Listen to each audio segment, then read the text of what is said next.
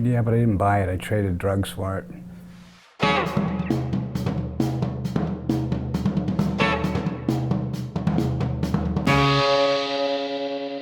It was in the form of a barter. I actually did one of the oldest trading techniques in the world where you trade one thing for something else. And I won't tell you exactly what it was I traded, but I did get an AC/DC Let There Be Rock record for it. And what I got came in shrink wrap, and what they got came in a Ziploc. My first job was a paper route, 9 years old, delivering papers for the Daily Pilot. I would ride my bicycle to the gas station and get a pack of cigarettes because I was bad back then, 9-year-old smoking. Cliff and I became really close, and I remember he had an affinity for Lynyrd Skynyrd. And I remember driving to rehearsal one day, we were listening to Sweet Home Alabama, and Lars goes, "Oh man, we have to slow this part down in the middle, man." And I went, okay, so I went, and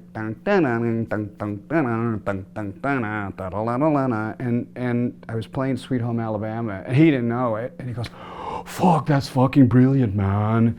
And I went, okay, here it goes. So I ditched it. Dave Mustaine and Lynyrd Skynyrd wrote The Four Horsemen. He was playing his bass, and I was sleeping.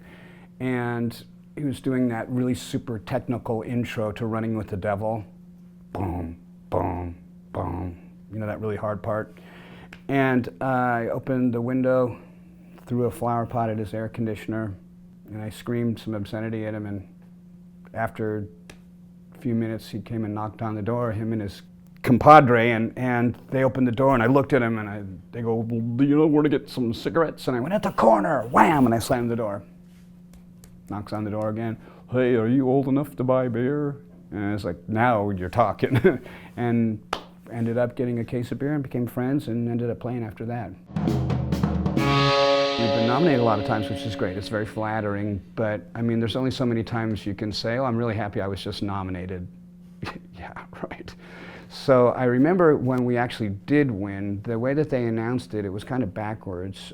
Margaret Cho was the presenter, and she said, "And the winner is Dystopia," and it was supposed to have been, the winner was Megadeth because it was about the band, not about the song. It took a second to sink in, and then we got up there, and then on the way down there, the music's playing in the background, and I didn't even care. And we got up there and we did our thing, and then somebody goes, "Well, did you hear the song they played when you got your award?" And I was like, "No." And evidently they played a Metallica song, and I said, "You know, I don't feel bad for them because they did a really bad job of it. Good thing is it didn't say Metallica on the frickin' Grammy."